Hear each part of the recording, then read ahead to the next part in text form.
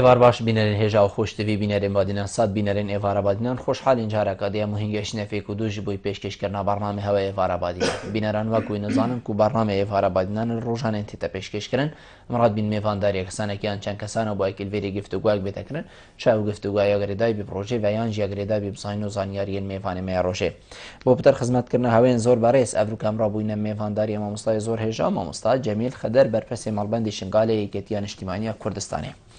بابەتێ مەیە ئەڤروکەیان هەیە خودی دێگیرێدای بدەم سەر پرۆسا بژین ئۆپەراسیۆنا کۆنتڕۆڵکردنا پارێزگەها میسل باژێڕێ پارێزگەها نەینەوە بگشتی بیتن ئەڤە 23 ڕۆژە ئەvێ ئۆپەراسیۆنێ دەست پێکری ئەم دێ بەحسێ هەندێک ئین کاچەوە ئەف ئۆپەراسیۆنە بڕێڤە چیتن ڕۆلێ کوردا و هێزێن کوردیین سیاسی هەمان دەمدا هێزا پێشمەرگەی چێت کۆنتڕۆڵکردنا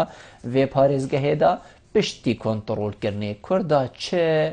دەستدا هەیە کوبمین نەلڤاجها و کورد هەف پشکێن ڕێڤەبرناڤاجها بن و دگەلوا کەسا بن ئەو کەسێن و خۆب کوردت بینن دوێ پارێزگەهێدا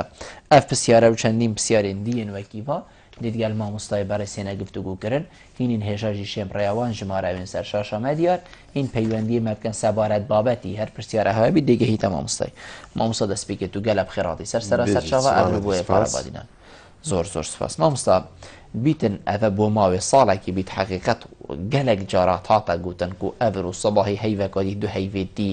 dê azadkirina parêzgeha Mîsel bajê parêzgeha Neyneva bi giştî dest pê ketin û bî çend qonak jî dest pê kirin bes senterê bajêrê gelek cara tata gotin û berdewamî bû ev tişte lê ev e bîst û çend rojeke dest pê kirî cenabê te wekû kesekê siyasî û siyasetmedarat nava hizbekê de ku Yekîtiya Niştimaniya Kurdistanê te çi dîtin heye bû rêveçûna vê prosesê operasyonê بله دیاره پروسه ڕزگارکردنا مووسلێ هەر خودی مووسلێ ناگرێتن مەسەلا داعش مەساحەکە بەرفرا گرت بوو هەرش ئانەوڕاوە و فەل و جەو ڕوومادی و ئەف دەڤێت هونزان دووروبەرێت مووسلجی يعني مساحەکە gelek زێدە دەستێ داعشتە بوو ئەو پرۆسێ ڕزگارکردنا مووسلێ دەست نابێتن عالیە سەربازیش بێت نابێت دەست بابێنێ ئەگەر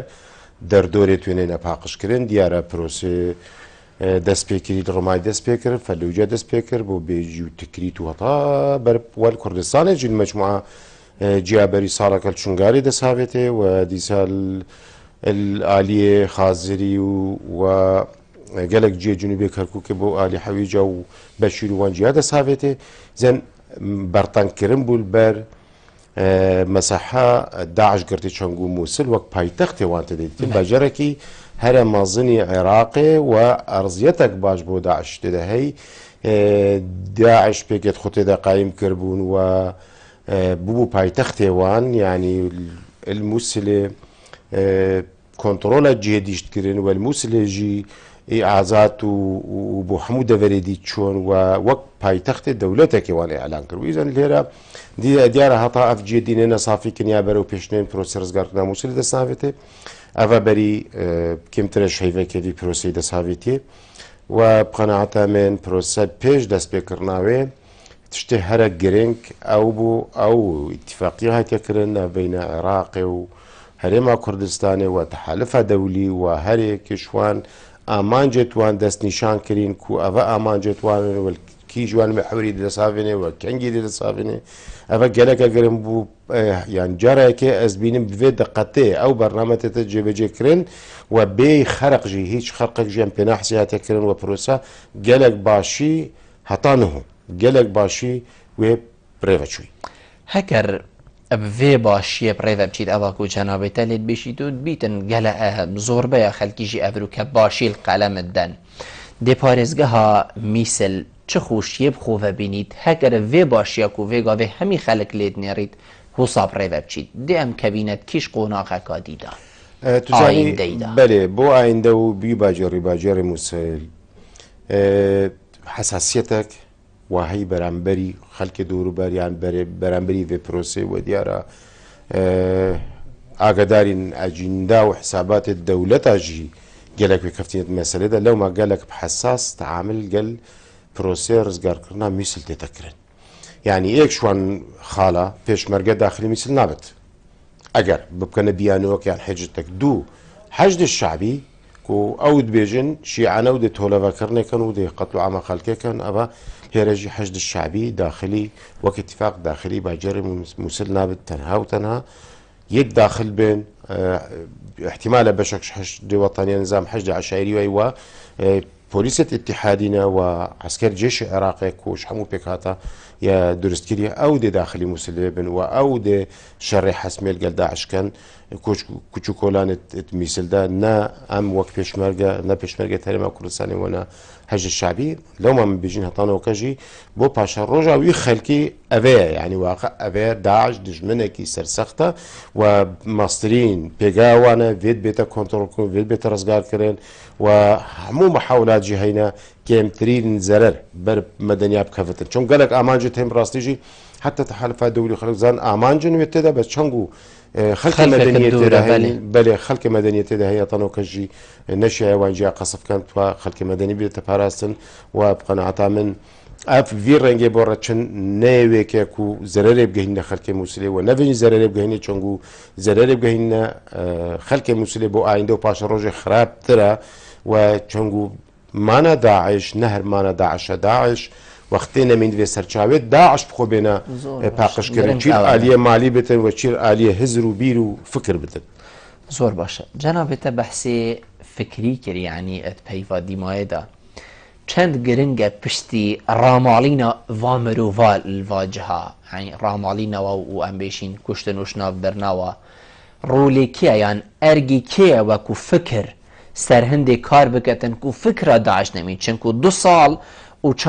هيف كيمنين حقيقت هكا 2 سال و 4-5 هيفا تو وانا بوزاروكا كي بيجي دي شي خود ناوا ميشكي ويدا تاراده كي باش خود تيدا چيني اوه ارگي كيه كو پشتي رامالي نوا مروفا بيجين في هزريجي باقش بكت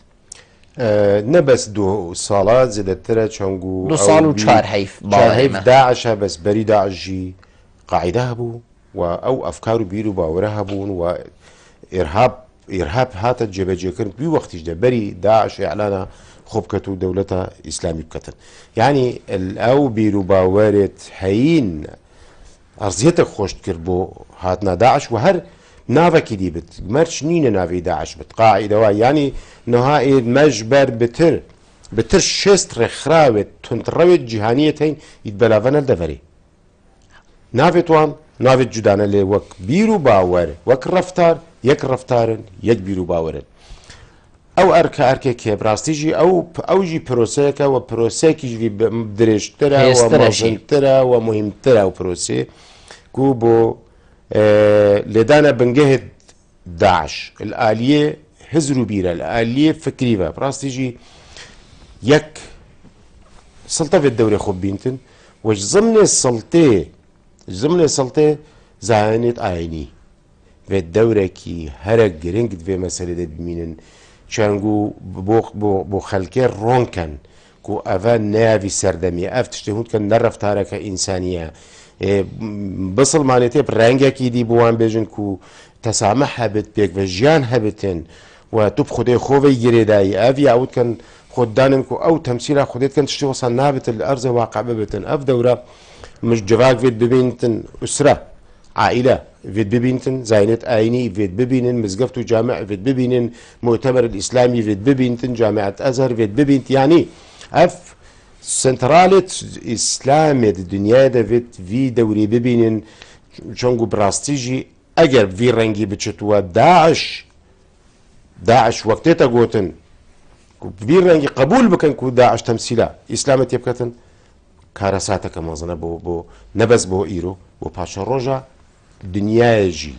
نبز بو فيدا بري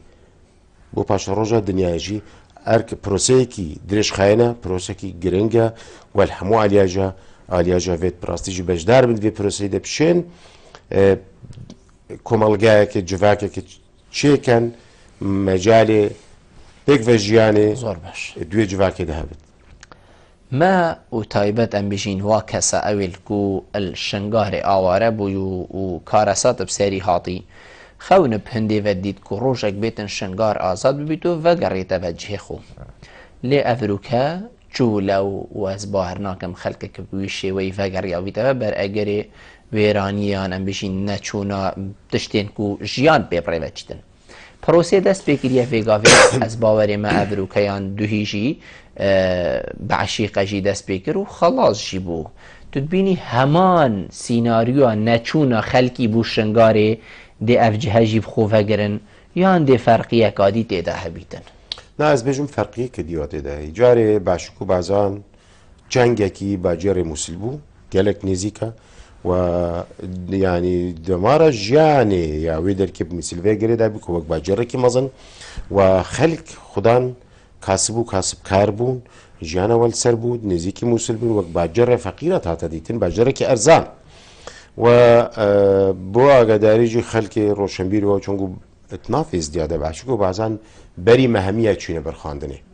berî mehemiya و sengê xwe jî nafê ziyade wê tey و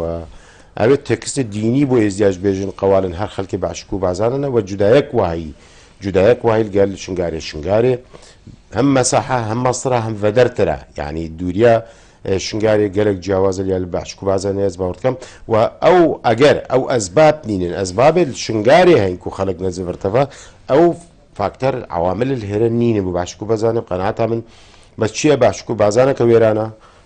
محتاجی تعویزه محتاجی چاوی خوب دنه چی حکومت مرکزی چی هریما کردستانی بتن چی UN و رخراو براستی جی بره خوب دنه چون خلق گله که ضرر من بی و آسانی به بساطت نشد زفرت و اگر هاوکار نبینو و خدمت گزاری بوام پیشکش نکن چون مثلا شنگاری تشتک جوازه جاری شنگار 140 مساحت زیادتر و جوی مروواجی مجموعات تون 140 زیادتر نهایت رزگار کرنا و دیاره جی لوی محوری وک ازی آگادار پیش حتی نوکم باور ناکم برنامه پیشمرگی ده بد پروسه کی دست بکن با رزگار کرنا باقی شنگاری دیاره او محور بزیادتر علی حمام علی و با منطقه غربی طلع فرتتن او محوره الشرعيه ده حشد الشعبي هو حشد الشعبي هم عراقي هم حشد الشعبي يجي بعربة حشد الشعبي تركماني طلع فري و محور ابو طلع فري وبرو بعاج بتشن او دي بناء اجري رزقار كرنا باقي مصل بو اقداري ملاحظه كي اسنزام اسباب تشينا شي مساله اللي دور روجاجي شر لوي محوري رابصي زۆر باش ئەمستەم دەهینە بەسەر بێژین ئۆپەراسیۆنە کۆنتڕۆلکردنا باژێڕێ میسل ڕۆڵێ هێزین کوردی بگشتی وەختی مرۆڤی گوت هێزین کوردی هەمی هێزنە پێشمەرگەیان ئەم بێژین هەمی هێزین کوابروکە کوردستانی هەین و هەروەسا هێز و لایەنێن سیاسی چییە ئەدڤێ پرۆسێدا ئەم بێژین vê ئۆپەراسیۆنە کۆنتڕۆلکردنا میسل هرب آخف نکا خیری بیتن یان پلگرتنا چکی بیتن یان بیجین پیش و چونن هزین کردی بیتن زانی هزا پیشمرگی دوره کی سرکی دیتی ندنو هل رزار کرنا عراقی جی 2003 و هتانو کجی جبر قوتك وهزا كالسر عدوية منظمة دوره کی سرکی دیتی در چونگو هزا پیشمرگی تمثیل همی لایه سیاسی کت راستا پیشمرگه سر وزارت پیشمرگه راستا هزا کانی 7 و 8 تن لخلق پیشمرگه انتماعات وان بو همو احزاب کردستانی نه و راستجی پیشمرگه بو بریری کرنه و دفاع کرنه بمعنویات برس و يعني كم نكريا و كوما كشهيدا جيداين بو دفاع كرن شوي اخي وهطا او بشت ام بين هات نرزقار كرن كدوي بو بير بو جاره كدي صابتني بو دوينه بو باشكو بازان رزقار كري دياره مهمه پشمرگي قناعه من وك از بينم قشنا امانجت خو او امانج او علامه برهات نچكاندن قشنا وان امانجا وتشتكي كم نما بتن مساله تصفيه وباقش كرنا بتن او پیشمرگه وک آگاداری نوکه ساترت خودانت و ساترت برگیری دانتن و دفاع جوان جیاب کتن اگر هر رشکه هبتن برانبری هزا پیشمرگی و هزت کردی بشکل عام هزا پیشمرگی بشکل عام و الدنیای روز باورناک هم کس رد کتن کو مثلا پروسرز گرکنا موسنین القلبت چی اخنا خیره بچن چی راگاندنت همو لایەنێت سیاسی بن چ پێشمەرگەی بتن کەس نیمێ پێچەوانەی و ئیرادا خەڵکی کوردستانی بۆ مەسەلا ڕزگارکردنە مووسڵ و نێلانە داعش چۆنگە مووسڵ باجەرێکی گەلێکی نێزیکیمەیە و هەموو گاڤە هەموو وەختاژی ئەو خەتەریە لەسەر هەرێما کوردستانی وایە ئەگەر نۆکەت وی دژمنی دووری خۆکەی و خەتەری دووری خۆکەی و دووری عێراقیش بکەی تشتێکی باشەوە بەلایەکە کەفتێ دنیاژیت و سەرکوتکەی و نەهێری هەردسە تشتێکی باشە زۆر باشە بیتن جادە گەلێک جارە پرسیارکەتن خەلکێک پرسیارە هەوەشی سیاست مەدارەژی بکەت بێژن مە کووردا چ باڵگە چ زەمان وەرگرتیە و ئەف جهێن ئەمە بخوینێ ئازادت بکەین و کۆنتڕۆلکەین و بۆ کووردا بمینن ئەم دەبێژین مەخویناخۆ ڕێتە سەر ئەم واجها بەرنادەین لێ بیتن شەڕێک بەرامبەر کووردا بێتەوە دروستکردن یعنی کەس نزانیت جیت بیتن گەلێک ناوێندیوەکی جەنابێتە گوتی داعشنە ناوت زێد مشەنەک و بدانە سەرخۆ یعنی شەڕێکی دیدگەل مە کووردا بێتەکردن و ئەف جهە بکەفنەوە دەستی هەندێک دوژمنیدا مە کووردا چ زەمان هەیە و ئەف جهێ مە بخوینێ وەرگرت ئەوە ناهێتەوە بەردان ئەوە بوو کووردایە یان ژامەتنی ئەوە کو مە بخوینێ وەرگرتی ئەوە زەمانەمە بەێ جارێ کادرێکی سیاسی یەکێ نیشتمانی وەستنە سیاست مەدارم زانی مەسەرە ئەو جهت پێشمەرگەی ستاندین ئەگەر تشتێکی ئاشکراش نەبێت ئەس باوەڕکەم هەندێک اتفاقاتی زمنیت هەین ئەو جێت پێشمەرگەی وە کەسژی هێزا پێشمەرگەی وە کەس و کارێت شەیداژی کەس نەلگەل هەندەیە ئەوێ بخۆن هاتی ڕزگارکردن جارەکەی دەست بەردار بێت لێل سەر هەندێشڕا وەک ئەس بینیم یارەکە ئەف مەسەلە حل گەل حکوومەتە مرکزی حل بتن و دانوستاندن هەبتێن و چونگو ئاردێک سەبەی ئەگەر مادە 140 جیهات بەجێ بەجێکردم قەنەعاتم ئەفجینە بێ شەرجی هینگی شکلێکی استیفتا و دەنگدان لێ زەبر لەسەر کوردستانە چونگو ئاخە کوردستانەیە وەنەوە بۆ تشتێکی بۆ ئەمر الواقع حاکە حکوومەتە عێراقی ژێوە ڕاستی و حقەتە بزان چۆنگو بڕاستیژی نەحەلکردنا کێشا کوردی لە عێراقێ سەبەبێکی هەرە سەرەکی بووە لە عێراق خەتانۆکەژی وەک دەولەت نەکەفتێ سەر پێتخۆ چۆنگو نەشیینە ڕەیە کووردا قبولکە نەشیە مافێت کووردا درستی بدەست کووردا ببینن و هەر دروستبوونە دەولەتە عێراقی هەتانەوەشی ئەگەر وان تەجریبە جارەکە دی دووبارە و سێبارەکەم ئەس باوەڕکەم ئەوێت سیاسەتت کە لە عێراقی ئەوێ عێراقی بڕێڤە بم دێ جارەکە دی هەڵەیەک و غەڵتەیەکە تاریخی کات مثلا زمانات براسيجي زمانات ملتمة دائما حم وقت ملتمة زمانات تشت بي تعامل دلقلت يتكرن وزمانات ملتته وأخذته يعني الهيرة زمانات أو كورت بارتي سياسي قيادة كردستاني سرفان مسألة استراتيجي ومصيري وما في محموم ملتي كردا براستيجي يك دنگ بن وكشت نافخوي نبنة أجر عندي پاشا کشید وان دست کفتاب کن و بالعکس او ببتهان درک كل سر آست كردستاني كچان بيجن قال عراقي دانوستاندن هبت والسر ميزي قفتوقوي مشاكلت ما يتبريفا برنا هرما كردستاني الحمو آستاجي چل آستي حكومتي بت چل آستي سرقاتي هرمي بت چل آستي داهاتي بتن يعني برب هندي بچن تمثيل ملتي بكن تمثيل قاعدة جماهيري بكن وبرب مؤسسات بچن اگرنا ما زمان ملتي ما وزيادة ترنب بس بينم زمانات ديتين راسته بس زمانات سراكي ملتي ما كده ام كي قرتي بين ام بشين ما في چونا شاندي كردي بو بغدا و تمام دم ده هات نوه شاندكي عراقي بو هوليرا پایتخت بیتن گله جربیتا گوتن کو اوه ایکش زمانه یان ایکش لیک نیزیک بونا یان ایکش و اتفاق اوید کو جنابیتا آماجه بکرید بیتن حوزات رو نبن بس اتفاق هنه تو بیجید و سردانا دا و بردامی لیک نیزیک بونی و پیگ و شرک کرن گل دجمنه که کو تیرورست داعش یان هر نوه که دی بیتا زمان و دی بیتا دلیل کو کرد جارکا دی نکفن شرکی دی یه نجاوره کری زانی چون هاتنو چونات ناف بغداد و هرما كردستان دا خالق قلق بوزيتيف بو والرنگ داناويل سر ديارة رنگ داناويل سر بروسيرز قارتنا مثل جدوي هي او هاتنو چونا او ديوارة شكانتنا تشتكي قلقي قرنگ براستيجي ام القل عراقي بري همي كسي بري دولة الدورو برجي تنسيق القل ولاتي خو مال العراق ما كيشة وخوشية ما همي العراق وهر وقتك مرجت تشتكي دي رنگكي دي يحكم راني الكردستاني خلق الكردستاني ببيتن هر دي سانب دانوستاني بيتن سرب خوي بتن كونفدرالي بتن وهر رنگكي دي سيستمت حكم راني قالك القى العراق هم قهنا اتفاقك والقى العراق بدانستان بكي واطراف ديش تدبن مشكله بس ريكا سراكي دانستان قفتو قوبتن وحمو وقتها جي ملت كرجي اجر جاك هالقرتن شركرن دمهيك همية وقت تشوف دسكفت نمين زيتر شكي دو ملتكي برگريش خوكي مجبورة شكي هالقري اگرنا بديل دهبن شو جاراجي نكردو نهيش ملتك حقا دسنت شكي اگر درجه دي هبن بو دس بينانا درجه هنقفتو بو ليك تيجهشتني إنانا ما فت ملتي خو أبي مثلا ما يعني مثلا قال العراقي وان بلي نبز بو في بو قالك تشتدي جي قرنجا أو دانستان العراقي هبتن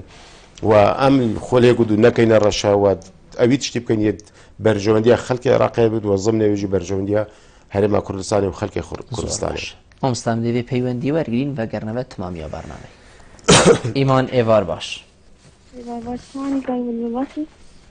الو الو ایوار باش ایمان سرچاوت من زور سپاس فرمو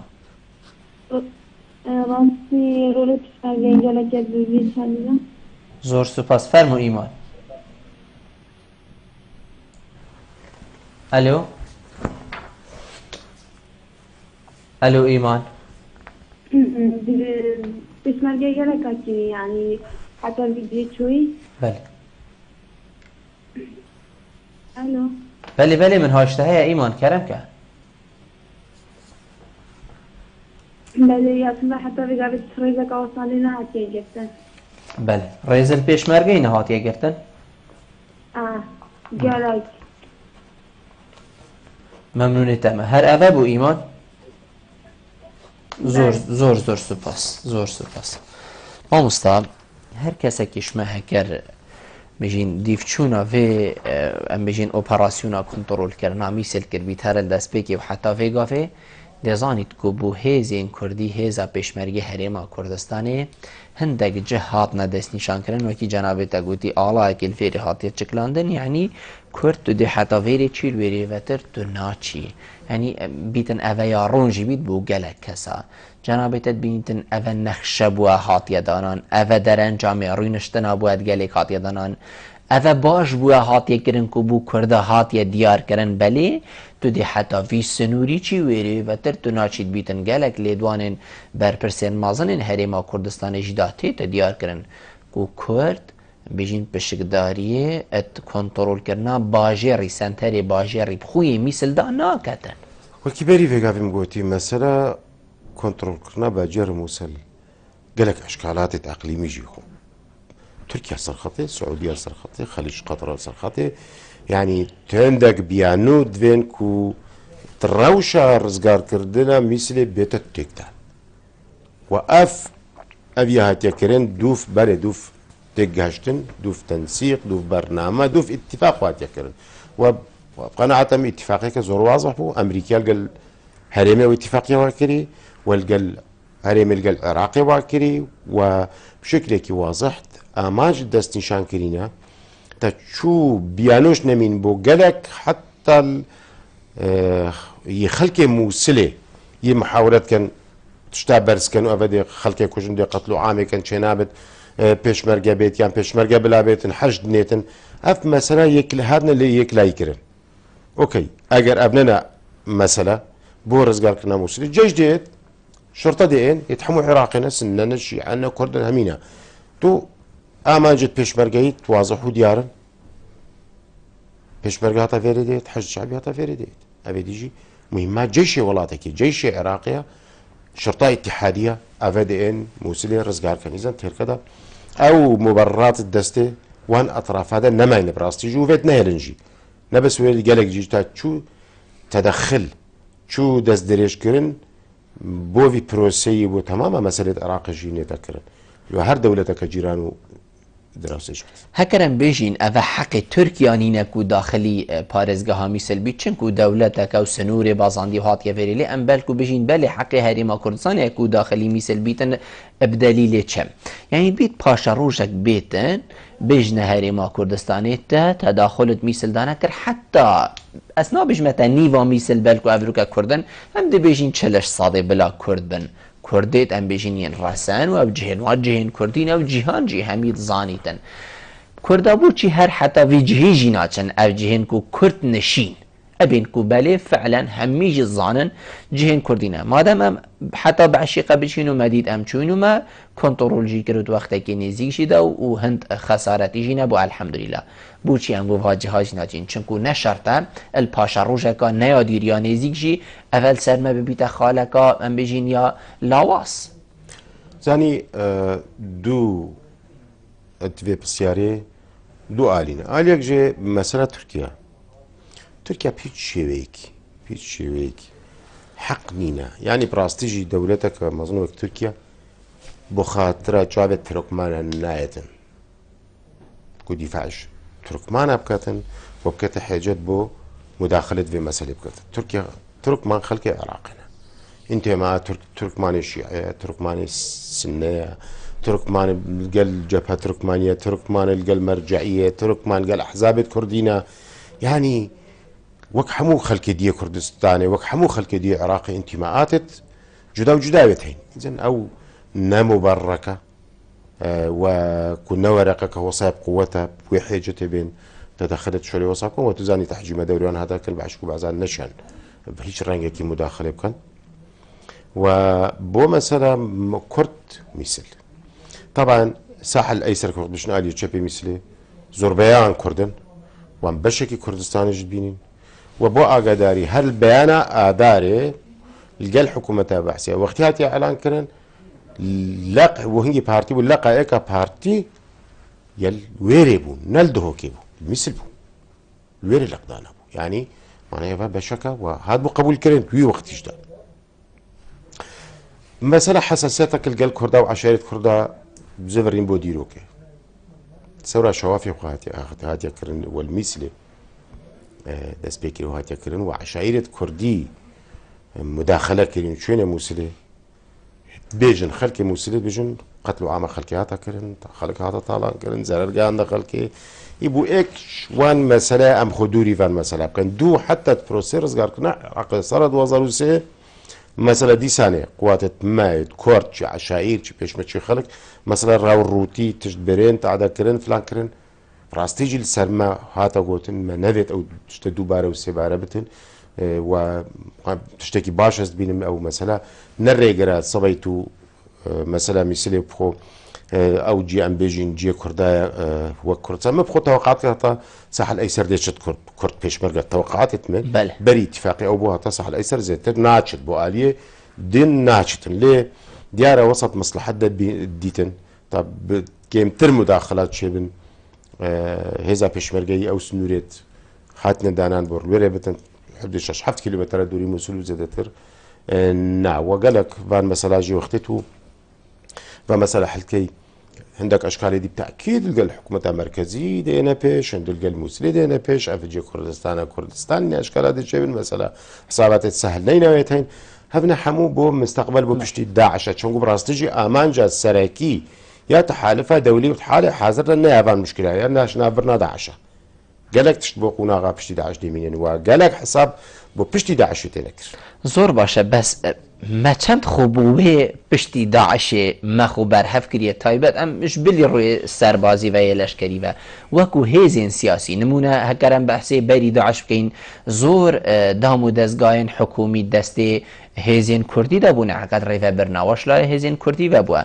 مە وەکو کوردستان وەکو هەرێما کوردستانی وەکو هێزولانین سیاسی چەند خۆ بەرهەف کریە بوو پشتی وێ ئەم بێژین پێنگاوێک و پێنگاوا نەمانە داعشە ئەس دێ بەرسڤاوێش جەنابێتە وەرگرم لێ پشتی ئەمش ناوبڕێت وەگەڕین گەلمە بن بینەران پشتی ناوبڕێت تەمامی ئێوارە بادینانە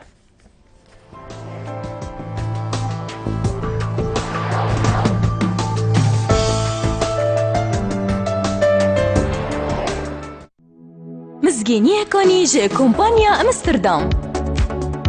هەر هاوڵاتیەکێ مۆبایلەکە ژووری ئەمستردام بیوان بکڕیت دێ مۆبایلەکە دی S1 یان S2 وەکو دیاری وەرگریت هەر مۆبایلێکیان ئەکسسواراتێک دەفمە بهێتە کڕین دێ ناوی چیتەت بشک کێشانێدا دیاری ژی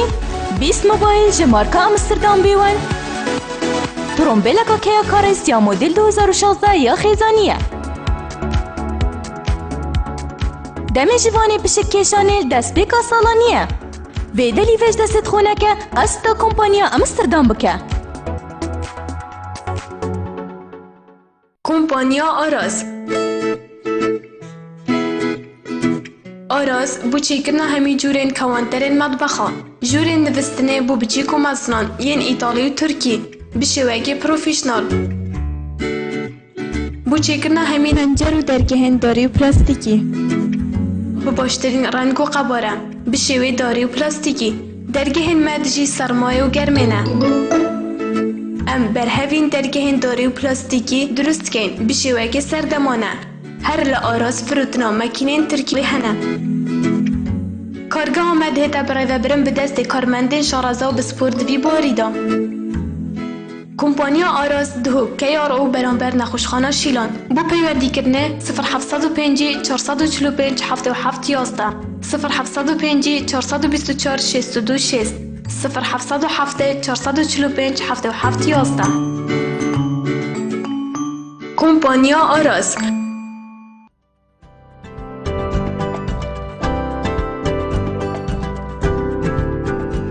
بۆ ریکلامکردنێ لێ کەناڵێ بادینان سات پەیوەندی بڤان ژوماران بگەن.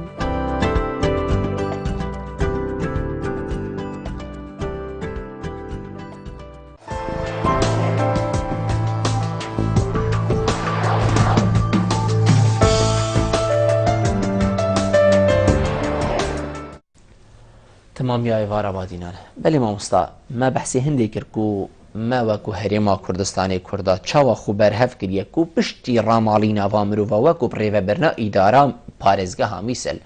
و ئەمت ڤاجەهادا بەری هاتنا داعشی مەگەلێک دام و دەستگاین حکومەتی دەستی کوردادا هەبوونە و جهاتا پارێزگەیە بگری و حتا چی هەندێک ڕێڤەبەریین دژی و گەلێکیشوا دەستی کوردادا بووینە ئەم کورد چەندت بەرهەبین و ئەڤە و پترژی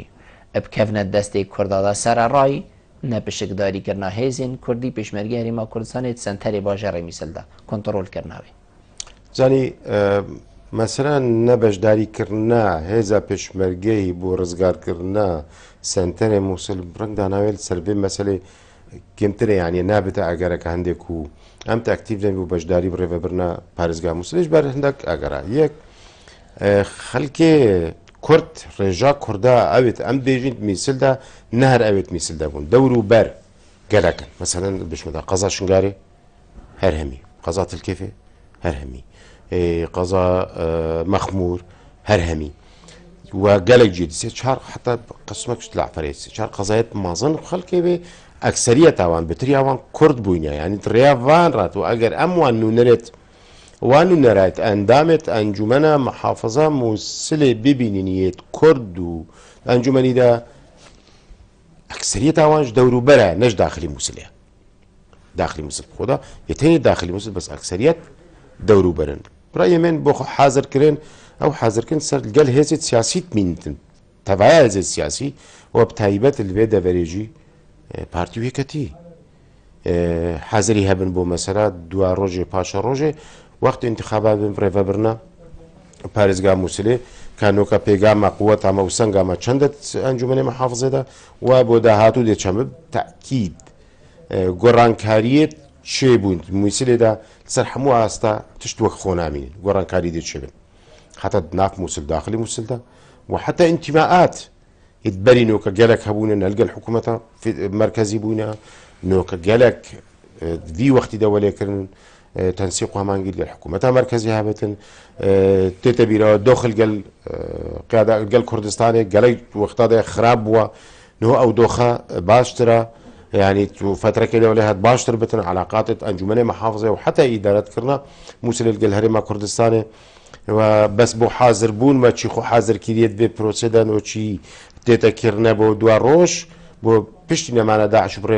ڕێڤەبرنا مووسلێ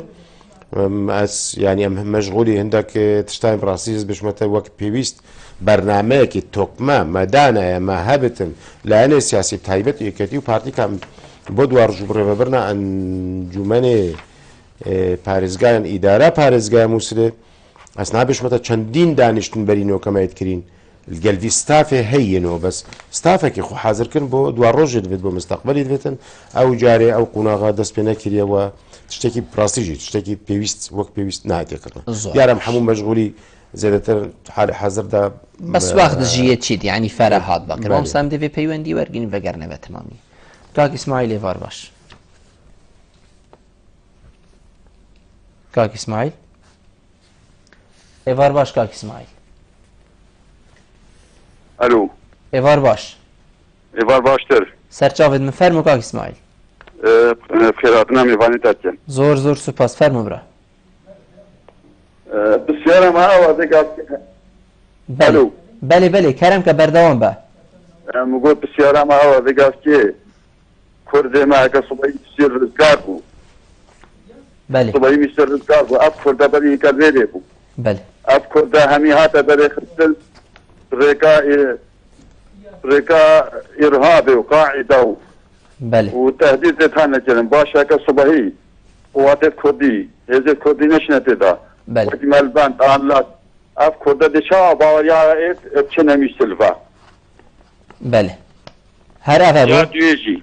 بله مصيري شنغاري وادي شاو بطبيعة السا شنغاري وهذه يبقيت دا وهذه بارتي دا ويتكت دا وتهديد اللي يبقيتنا كرن بله بله زور زور سپاس مامستا اسماعیل کاک الیاس ایوار باش کاک الیاس اگر فرموی کاک الیاس ایوار باش ایوار باش چوانی باش برام سرچاوید من فرمو خیراتنا میوانی درگم را بشی زور زور سپاس فرمو برا رام دا خواجه حجی اگر حکومتا بغدا اگر کردستان ده اگر شارکی شرعی مثل ده بان دیگو خشکی ما بپاریزیم در گلت یعنی تقریبا زیادتش 2 ساله حضرت دیگو خشکی ما دستی داعشی دنا بله ایگامش که علی کردی شخص متا بغداد بس بان سعدا وان دکان وزد پاریزیم خیرات نخنات ممنونیتم زور زور سپاس بوده مامستا کاک اسماعیل بشیتن ام بجین مالبندی کتیان اجتماعی کردستانی لقا پارتیا دیموکرات کردستانی اوه دی چه نوه پارزگاه ها میسلیان نه سن تری باشه دی زور نوه یا نه چونکو اگه این نه زور نوه بشتن کی دیوی خلکی پارزید چه دی خلق زوری تبه او مثلا وقتی هزا پشمرگیر چود نف میسل ده أن تشوبه في قناغيب ومسألة حساس بوا مثلا لقوا مال و بارقات حزبانات شن ديشن صداصات ولو كجو حاضر هر وقت كي رزقار بتن طبعا أو مال بندو لا وقت شن قوتك شن تزاني يعني هشتا صافين أبوان حطاب أفضل نبت المثليات وفي قوتك بتشويري بقوة ناشي هالبات بري همية لقوا مال بندشن يا أخو دسبرداري موسل نابن ملت ماتت خلق ماتت زبردار يعني ممكننا زبرداري ميسلبن ومقرات حزابا نشنا ميسلي ممكننا زور باشه همان دم بسیار کتن بیشتن مصیر شنگال دی چله هد وگا به هزه هنه ناوه ایکتیان اجتماعی کردستان کو ام بیشین برگریت کن و شر داعشت کن هز هنه بناوه پارتیا دیموکراتا کردستان هز هنه بناوه یپکی و غیری و مصیر شنگال دی چله هد ناوه و هاوکشه ده ولا مسألة الآلية سياسي وعسكري فأجان بيجين شنغاري براستيجي الآلية سياسية فا أحزابت هين جالك جيتين شن نعرف مثلا بجدر بارتي يكتي بارتا آزادي ديمقراطي إزدي كبتر راو بيرو بوشونا بس سربيا بكيفا يعني سر بكيفا بس بارتا كشنغاريا يعني بارتا كإزديا بناوي إزديا و پارتك ديجي برو تشيبونك وبري چند روجا كبيانك درسن لجنة تأسيسي او جي بارتا ديمقراطي ازديان ازدي ديمقراطي دي احتمال او جي وقت بارتك كار بكتل دفرت ازديا وبتايبت جي الشنغاري و بري نوكا اصلاح لابو اللي شول كريا بارتا تقدمي حزب التقدمي اليزيدي هبو اللي شول كريا البيت اليزيدي اللي هبوا ويعني مجموعة بيرو بوچون و اول شنغاريتين و كارت ده بو دهاتو كارت ده بكن و برينو كجيگرا كارت ده كريا العاليه سربازي و هلبت هزا پشمرگيت مشترك اول بروكت شري بس وكي ديجي فرمانده شنغال لودر كي قوتك هزا زيد خانه والودر كي يا پشه بترش 1000 كرو كوچه شنگاري حالتي مصير شنگاري تشلهت يعني ما افهم بهزه هنا هو واقع افهمي هز والشنگاري تشيل آلية سياسي بم بارتي سياسي وتشيل آلية عسكري بم باش رجعي ده شبت براستيجي وقت ديتنا من بو شنگاري و كارثاتك ما ظن الشنگاري وحق حمو مراعاة الشنگاري بكي والشنگار نببتا جهة تصفية ناكوكيت ما چی یکتی چی پارتی چی یه پشه چی هر کسی که دیه بده یعنی الویدر که جی کچاوا ام بینی لسر آس کردستان عین الشنگاری جی تخو پیداویسی تبع عسکری با قناقه که اگر صبی مثل بیت رزگار کردن و شنگار تمامتی بیت رزگار کردن و داعش نافذت احتمالات تو محتاج وی قوة نوعی تو محتاج وی قوة نبی هندك سنوري تو محتاج قوتك بارز بي يعني بالحسابة مجموعة قوتها بس قوتها ما أظن زيادة بيوست ناكل ويدر كيب مين تبراستيجي كان سياسي بو درجة بو هم يفكري بت يعني الآلية عسكرية إنه مبرمة داعش وقت داعش نمينتن بيوست بكمة ما أظن يا هذا عسكري ناكت الشنغاري ليه الآلية ديفا الآلية السياسي درجة كي بكر هر حزبك سياسي بي قانون إجازة ورقلتن وشتن داخلي بروسي حزبياتي وسياساتي بتن شي العراقي شي الكردستاني حقي وانا زور برشا ام بيجين اوبراسيون مثل برداوما وبيتن هيزن عراقي حتى هندك تاخن باجر مثل بخوجي تشوبن هوا چه آگه داری سر و کچو جنین ازدی هیا اوین گود گوتن يتناظى مثل دا هاطينا بيجين كوم كرن افا اونين كو هاطينا رواندن الويري ماينا نماينا مصيري واتشلي هاتيا هل بات قالك شي خمخورد في مسألة بن شي ازدي بن ريا علاقات تخورت شي خلق دامو دزقابن براستيجي محاولات وبيوندي وقالك كتن بوفان مسألة والريا الهندك ريا تحالفها دولي وامريكي جي تعقدارن بو مثلا معنا كتشوجنا ماينا نماينا يعني چندن يعني كيرين طبعا هندك جارا نايا تقوتن ما حمو محاولات تكين وحمو لانج محاولات تكين يعني كسبتنا نينا اري ماينا نماينا ميسل كيرينا الكيجوان تاخينا الكيجوان مالينا التلعفر الكيرينا چون بونمونا وقت فلوجة هترزقار كرن لعلامة وقوتن عددك ما ظنيت شو جناويت هاتي رزقار كرن ونزيق دي تسليم كانوا دي انو فلان او شو اصله اساس بون ابو ياكش نبو راس نبو بروباغندا بون الفيري برو سوريا هاد نو شونو سوريا برينا انا وقت معلومات عائلة داعش قالك الدرباز ما معلومات تهين قالك عائلة داعش يتدرباز بون او عائلة وان بيكيناش وان كتشو وان هو بالقال هينا بالتأكيد القالي يتدرباز بون شنقول مرحلة كده بروسي رزقارت لمس الوقت السابتي قالك عائلة وان برن بس خلك بشكداري الشاركرت إنانا فياري والشريب كان دفاعش مثلو تلعفروا منطقة كان بس عائلة برن نهوجي تبيجي ايك بيشتن يعني اجر از بزارم نوكويت فلان بالضبط فلان جي السوق نشم تيرا نابجم يعني ادرو تليفونك بمهاتيل فلان جي اقدار كان هندك ويل فلان جي فلان حي عندي اتصالات كان واجد يتهين نظام بلد ويتهين دي الوريمينين ان نامينين خو اوجي نقل كان الحمل جيكي هات ناهلن يعني بو مصريوان برينو كج مقابلك بو مصريوان ام نزاني براس كاس نشط توقع كد بيجت صد ماينا شهر صد ماينا صد ماينا يعني هرنا ماينا راقواستنا ونقل كرينا يعني كاس نشط ويجرانتي بداتن ليه حطادو ما يجي ديال صرخاتي بين حطادو ما يجي ديال صرخاتي بين هر چندی بيتا كرن چندی ما بت او ديكو خوشكت مانا بين الرزقاركم راستيجي بو تاريخ از بيجم وك از تاريخها ملتك هر فرمان وتفاصيل سردات يعني تخونين بابو قالد مجبر قلت جاره ايكيا ازدي وك دينك داخراو جاره ايكيا بجرأة مجلس الروحاني هاتي بيش وبيان دريخستي وبيشوازيا وان كتشكو جنكاكين وبراستيجي جواكا منوكا واس اكشوانا اس وك بيروس نابين بتشتكي دي اس وك بيروس بري خداما چونغو ظلم عليها تيكرن تعدوا عليها تيكرن مروتشاوا مثلا فخرب ايكا وكي نادياي و دست خوشكيتو نباتن الدنيا حمنوكا نبس دفاعش كتشو جنا بالكو دفاعش اش مظلومات كان دفاعش اش ما في جنات كان سرتاسري الدنيا جواكا يزي هرحم وقبول كتن و نەبەس قبول کرد پیرۆزی بەرە خۆت دەتێ و هەزاراش وان نۆکە دەهان گەنجێتمانەوە داوەتێت جەماعیەتکەن وان کچە وێت عیلا پێک بنێن وێت ئینن لێ جهێدا خێمە گەلە کوێتماین و بڕاستیژی هەتانۆکەژی نزانین مەسیرەوان دێت چی بێت یان چی نابێت چونگو معلومات تێن وێ الحویجا وێ الفلان دەرێتە دیت نەقلکردن فێرە نەمان بڕنەوێرێ وەک مەسەلا کتکێ و تێشکێت توێ کەس نەشت وێ گەنەتیت بە کەس نەشت بێت فلانجیتەوە وی دەمێ مای ئەم دی هەندێک پرسیارە جەنابێتەکەین وەکو ئێکش ئەم بێژین بەرپرسێن سیاسی یێ ئێکەتیان نیشتیمانیا کوردستانی ئێکەتیان نیشتیمانیا کوردستانی چاوە بەرهەویەن خۆکرینە بۆ پشتی ڕاماڵینە داعش الپارێزگەها میسەلیان ئەم بێژین پشتی ڕاماڵینە داعش لە عێراقی بگشتی هەلبەت ئێکەتی نیشتیمانی زێدەباری مشاكلت ناف يكتي نجتماني كردستان دبنا أجرك تشتك النهاية تفا شارتن مشاكل يت سري ناف قيادة يكتي نجتماني كردستان جداقي خوزي نبن خوزي نمين و كاربتا كرن كون نمين سر فرازية بوما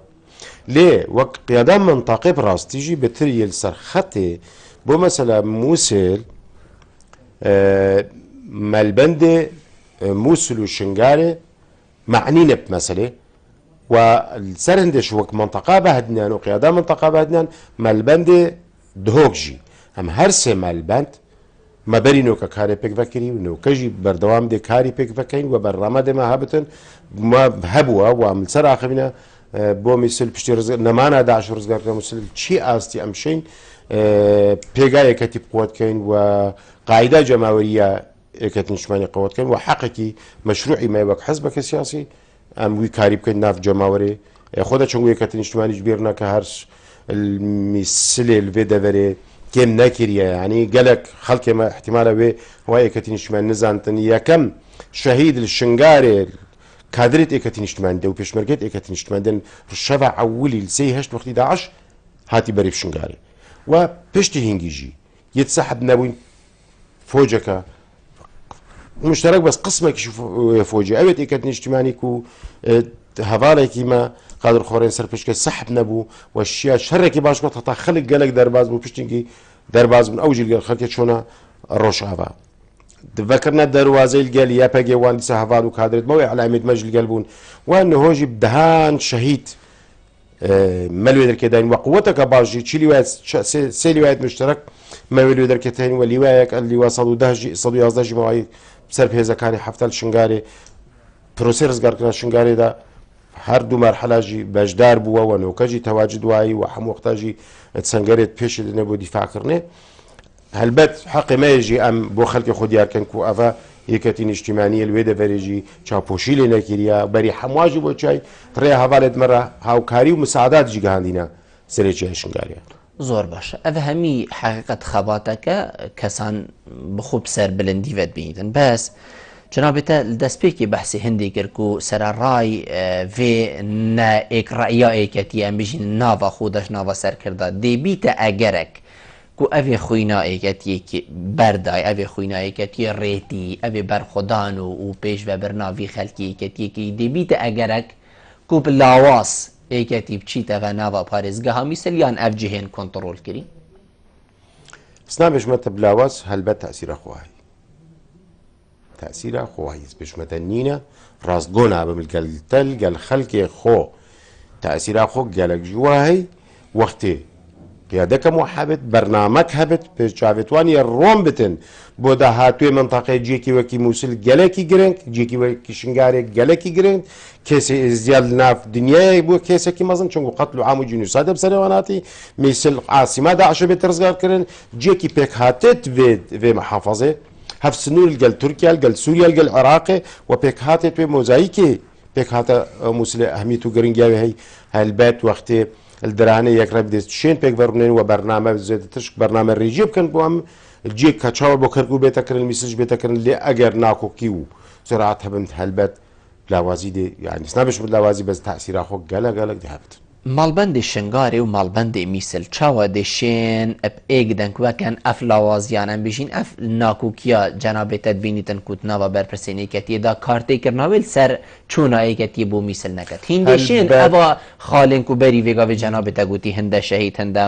بێژین مەختۆف و حتا دیمایەک و vê hêzê dayîne her ber xatira vê xizmeta hatiye çaran bêjin lawazî têdane تاکید هەر سێ مەلبەنجی وە تایبەتی مەلبەندی میسل و شنگارێ یامە پێ بێتەکردن ئەم تەقسیر ناکەین وەم پێلین ئەو تشتێ سەری هەین تاسیرێتمە ناکەن و پێگایەکەتی نیشتیمانی قوت بکەین و ئەو قوربانیت مەداین خەڵکێمە گازدا قاعدەمە جۆمەری کەسوکارێ شەیدا گازدەش مەنەکەن بۆیە مەسەلەی هەلبەت ئەم محاولێ دەکەین و هیویدارین و متاکدژی قوت دەچینە پێش قوتجی دەچینە پێش و ئەو کار و چالاکێت مەبێت بکەین وەک هەردوو مەلبەند وەک هەر سێ مەلبەند و شتێکی سەرەکیە بڕاستی شتێکی استراتیژیە هەموو محاولە دەکەین ئەو ناکۆکی هێرڤەنێن گەلک هێرڤەنێن و ئەم شین هێرە وی کاری بکەین ئەم پێگایەکەتی بقوت بکەین و بڕاستیژی گیانێ شەیدێت خۆشی شاد بکەین زۆر باش مامۆستادای من بەرەف دیمایەکی بەچوو هەکەر جەنابێتە پەیڤەکە دیماهەیەکی بیت تووشەی کەرم بکەی سپاس وڵا دیارە زێدەتر بەرنامە لەسەر ڕزگارکردنا مووسل بوو هیویدارم ئەم هەندێک عسابێت سار تەعاملێت گەل میسل بکەین میسل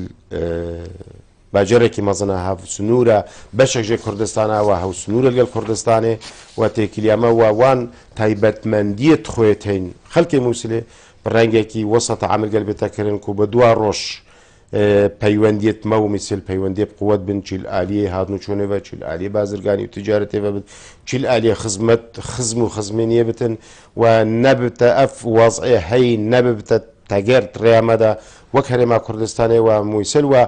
داخوازیات دومایە چاوت بۆ پرۆسێ ڕزگارکردنا مووسل جاوێ هەمواژی ڤەکری بێت بۆ